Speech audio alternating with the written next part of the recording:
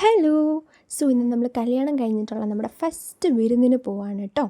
എൻ്റെ സിസ്റ്ററിലോ കല്യാണം കഴിക്കാൻ പോകുന്ന ചേട്ടൻ്റെ വീട്ടുകാരാണ് നമുക്ക് വിരുന്ന് തരുന്നത്. ഇങ്ങനെയാണ് ഗൈസ് ഞാൻ റെഡി ആയത്. റെഡിയായ രീതിയും അതും ഇതുമൊക്കെ കാണിച്ചിട്ട് നമ്മളിത് നേരെ പുറപ്പെടുകയാണ്. നമ്മുടെ ട്രിവാൻഡ്രത്തുള്ള വിൻസ്റ്റോ രാജധാനി വെച്ചിട്ടായിരുന്നു വിരുന്ന്. ഇതാണ് ചേട്ടൻ, ഇതാണ് ചേച്ചി, ഇത് ചേട്ടനും അമ്മയും അച്ഛനും. നമ്മളെല്ലാവരും അവിടെ എത്തിയിട്ട് ഹോട്ടലിലോട്ട് കയറുകയാണ്. വിൻസ്റ്റോ രാജധാനിയിൽ ക്രിസ്മസിൻ്റെ ഡെക്കറേഷൻസും കാര്യങ്ങളൊക്കെ നല്ല അടിപൊളിയായിട്ടുണ്ടായിരുന്നു. നമുക്കവിടെ ബൊഫേ ആയിരുന്നു ഗൈസ്, ആൻഡ് ലാവിഷായിട്ട് ഇഷ്ടമുള്ള ഫുഡ് അത്രയും കഴിക്കാം.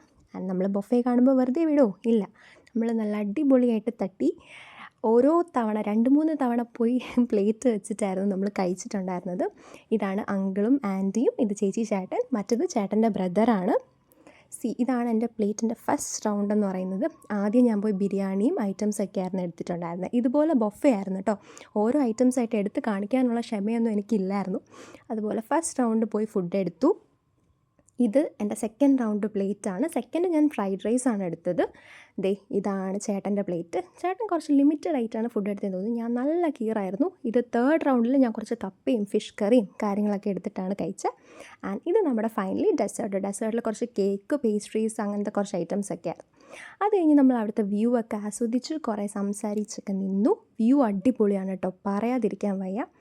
ആൻഡ് അവിടുത്തെ ഡെക്കറേഷനും ഒരു ക്രിസ്മസ് വൈബായിരുന്നു. പുൽക്കൂടും ക്രിസ്മസ് ട്രീയും സ്റ്റാർസും ഒക്കെ ആയിട്ട് ഭയങ്കര ബ്യൂട്ടിഫുൾ ആയിട്ടുള്ള ഡെക്കറേഷനായിരുന്നു. അതൊക്കെ കഴിഞ്ഞ് വയറ് ഫുള്ളായിട്ട് നമ്മളിത് തിരിച്ച് വീട്ടിലേക്ക് പോവാണ്. അപ്പോൾ അത്രയേ ഉള്ളൂ. Until the next video, by.